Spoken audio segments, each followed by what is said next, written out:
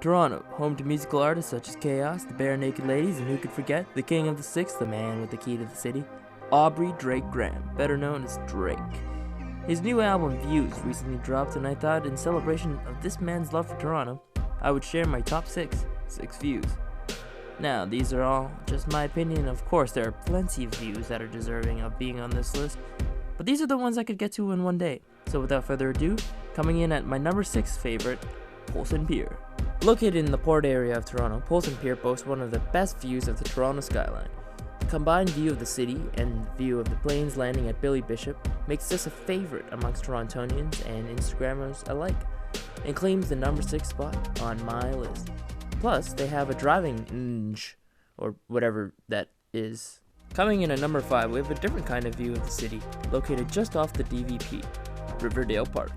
This park itself is one to be admired, with some nice fields for people to play, an interesting trail for people to walk, and a bridge to view the Toronto skyline from. The mixture of greenery and urban hustle really shines a light on what Toronto represents, and gives it the number 5 spot on my list.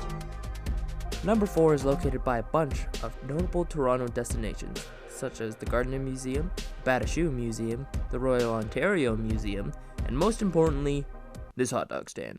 Oh, and there's some school here too. The view of U of T in Queen's Park is incredible enough.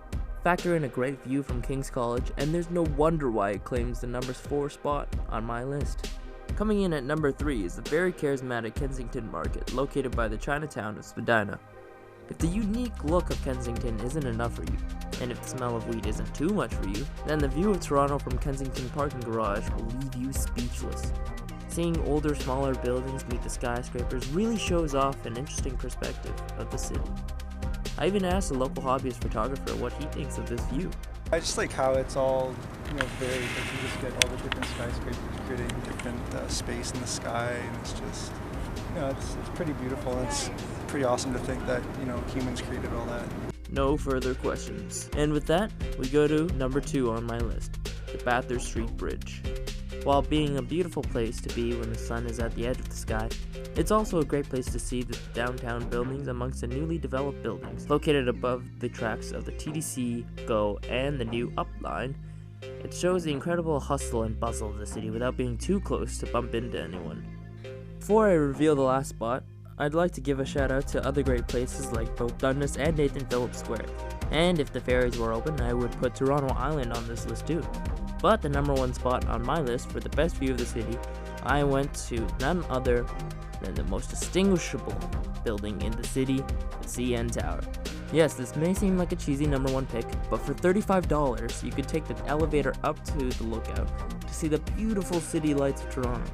And if you're brave enough, look down the glass floor. All of this combined gives it my number 1 for the top 6 view. So let me know what your favorite 6 views are. Just remember that if you're standing at the top of the CN Tower, you had to have started from the bottom. But now, you here. Thanks for watching. Hey all you really cool people, thank you so much for watching my very first video on this channel. If you liked it and you want to see more videos like it, hit subscribe. Because next week there will be a documentary about a drummer named Kenneth Wong. Here's a quick peek. What goes through my head is literally nothing. Like, it's a good kind of nothing too. So tune in next week for that. Once again, thanks for watching.